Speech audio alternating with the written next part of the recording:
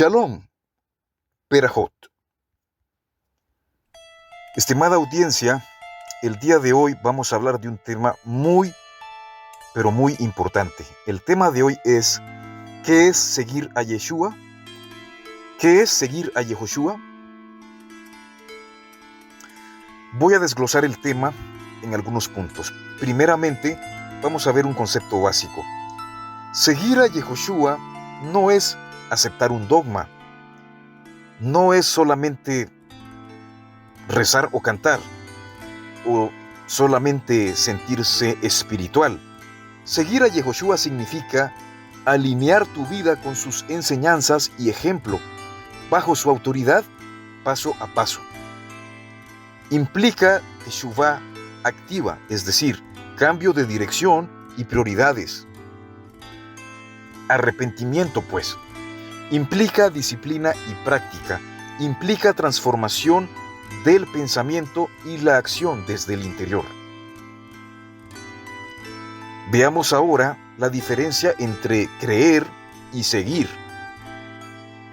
Cuando hablamos de creer, se genera una opinión, pero cuando hablamos de seguir, hay una acción concreta. Cuando hablamos de creer, hay emoción de por medio. Pero cuando hablamos de seguir, hay verdadera disciplina. Cuando hablamos de creer, estamos hablando de algo pasivo, pero cuando hablamos de seguir, estamos hablando de algo activo. De igual manera, cuando hablamos de creer, estamos hablando de algo individual. La gente se lo toma como si fuera algo individual. Pero cuando hablamos de seguir, es algo más relacional, de rabí a talmid, o bien de esto a comunidad. Esto filtra naturalmente la audiencia hacia quienes realmente desean compromiso. Por eso insisto, si ustedes quieren aprender, bueno, tienen que sujetarse no solamente a las enseñanzas de Rabí Yehoshua, que eso ya es un menester, pero específicamente a mi persona, porque si has llegado hasta este punto y has decidido realmente tomar en serio Emet, bueno, esta es la escuela donde yo soy el rabí y aquí tengo una metodología específica para enseñarte cómo es esto. Así que si tú de verdad quieres aprender, bueno, si lo tomas en serio, conmigo vas a aprender. Pero tienes que sujetarte a la autoridad. Por supuesto, es una autoridad sin autoritarismo ni abuso. Es una autoridad basada en conocimiento y demostración, en experiencia. Pero sí, es importante enfatizar, para que no se engañen, que nadie que sea una persona anárquica va a prosperar. Siempre necesitas un maestro. Y aquí específicamente tienes que sujetarte a mí y a mi escuela si quieres de verdad aprender este camino. Al menos si quieres permanecer en Emet. Bueno, número 3. Vamos a ver la invitación de Yehoshua en el contexto histórico. Yeshua dijo, sígueme. No ofrecía comodidad ni ritual vacío. El llamado implicaba cambio de vida, prioridades y acciones.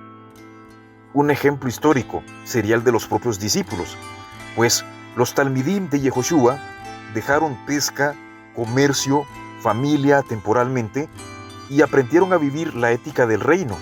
Además, fueron entrenados en teshuvá y práctica constante. Como cuarto punto, vamos a hablar de dimensiones de seguir a Yehoshua. Primera dimensión, la intelectual. Aquí podemos aprender la Torá y sus enseñanzas y comprender contexto histórico y significado real. Segundo punto, la ética. Segunda dimensión, practicar justicia, misericordia y humildad. Ser un ejemplo en vida diaria, no solo palabras. Tercera dimensión, la comunitaria. Ser parte de la cadena de enseñanza, contribuir al discipulado y formación de otros. Porque la idea no es que ustedes se queden con lo básico, la idea es que ustedes aprendan bien y ustedes le enseñen a otros. ustedes se convierten prácticamente en rabinos, en maestros que enseñan a otros discípulos. Y bueno, esto es muy importante aclarar, es principalmente hacia los hombres como obviamente líderes de la comunidad, pero las mujeres también pueden enseñar a otras mujeres. Lo que no puede hacer una mujer pues es enseñar a la comunidad o al hombre de manera individual, al hombre adulto me refiero, pero claro, tiene su lugar, puede enseñarle a los niños, puede enseñarle a otras mujeres. De una u otra manera siempre hay maestros. Y bueno, la cuarta dimensión es la espiritual o existencial. Hay teshuvá constante, sumisión consciente al reino y al rabí. Como quinto punto vamos a hablar de los riesgos de seguir a medias o de manera mediocre, ¿no? Bueno, los riesgos serían que al creer sin actuar se genera un consumo religioso. Si se sigue de manera superficial, si se decide seguir superficialmente, hay incoherencia ética. Además, no comprometerse genera una ruptura de la cadena de enseñanza, que es lo que queremos evitar. El discipulado verdadero requiere decisión, disciplina y responsabilidad. Ahora sí, vamos a ver la conclusión del subtema.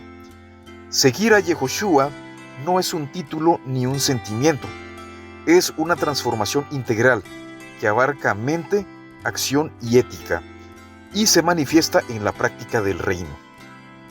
Y bueno, nomás algo que les quiero mencionar que les puede llamar la atención. Si bien la escuela de Yehoshua de Nazaret, es decir, de Nazaret, era una escuela muy revolucionaria, una de las cosas que generó precisamente este cambio de paradigma es que modernamente se tiene, por ejemplo, el judaísmo ortodoxo, que si bien yo los respeto, algo que han impuesto como dogma es la ordenación rabínica. O sea, no hay nada malo en que tú quieras pues, entrar a un seminario y todo eso, pero es importante que sepas que Rabí Yehoshua nunca enseñó eso. Es más, siempre le preguntaban con qué autoridad hablaba y él simplemente decía, con la autoridad de mi padre. Es decir, que no había una ordenación rabínica, no había un proceso de ordenación como se hace con los presbíteros, como se hace en la Iglesia Católica con los sacerdotes o como se hace con los rabinos del judaísmo rabínico. Esto lo tengo que aclarar para que nadie me esté diciendo en los comentarios, bueno, pero ¿en qué seminario estudiaste tú? ¿O en qué yeshiva estudiaste tú? ¿O con qué rabino? ¿O dime tus credenciales o a qué universidad fuiste? No, es que eso para comenzar no es requerido. Ahora, en mi caso personal, por supuesto que he llevado estudios adicionales, académicos, clarísimo. Sin embargo, es importante enfatizar, insisto, en que la enseñanza de Yehoshua nunca contemplaba una ordenación rabínica. De hecho, los propios talmidim de Yehoshua, muchos de ellos eran prácticamente analfabetas, pero no se confundan. No quiere decir que no sabían de lo que estaban hablando o que eran ignorantes. De hecho, eran muy inteligentes y tenían personas a su cargo que les ayudaban con la labor de escriba, por ejemplo. Así que, pues nunca ha sido un requisito la ordenación rabínica ni académica, para que no se preocupen. Tampoco quiere decir que se deben tomar las cosas sin estudio, al contrario. Pero el balance que hay que tener es que pues no hay que caer como en los extremos del judaísmo rabínico, que si no pasas por X escuela de manera, digamos, dogmática, de manera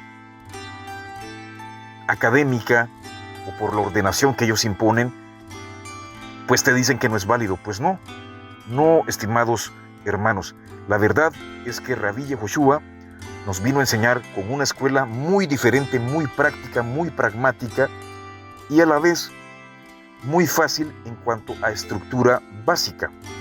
La complejidad radica en otras cosas, por supuesto, pero insisto, no es requerida la ordenación rabínica. Así que para que ya se quiten ese mito, pueden estar confiados en que si se convierten pues en rabinos, o maestros, lo único que se requiere es coherencia y verificación, eso sí, pero no una ordenación rabínica como tal. Bueno, hasta aquí dejamos la lección. Nos veremos en la siguiente, si lo permite Adonai. Hasta la próxima. Shalom. Perajot.